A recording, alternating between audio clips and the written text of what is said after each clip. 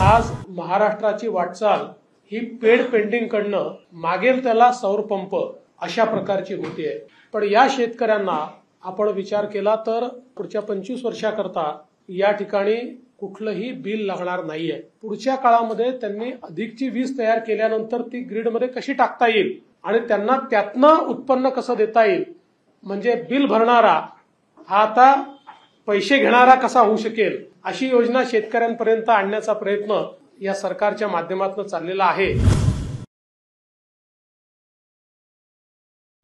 महायुती सरकारने शेतकऱ्यांच्या हितासाठी मागेल त्याला सौरकृषी पंप योजना सुरू केली आहे। या सौर पॅनल्समधून 25 वर्ष वीज निर्मिती होत असल्याने शेतकऱ्यांना तेवढा काळ वीज बिल येणार नाही। 7.5 HP सौर पंपाचा विचार केला तर 25 वर्षाच्या कालावधीत शेतकऱ्यांचं वीज बिलाचे 10 लाख रुपये वाचणार आहेत।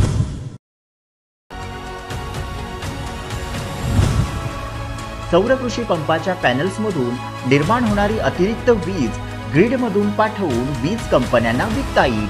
त्यामुळे शेतकऱ्यांना अतिरिक्त उत्पन्न मिळवता येईल। उपमुख्यमंत्री देवेंद्र फडणवीस यांनी आणलेल्या सौरकृषी पंप योजनेमुळे शेतकऱ्यांचं जीवनमान उंचावणार आहे।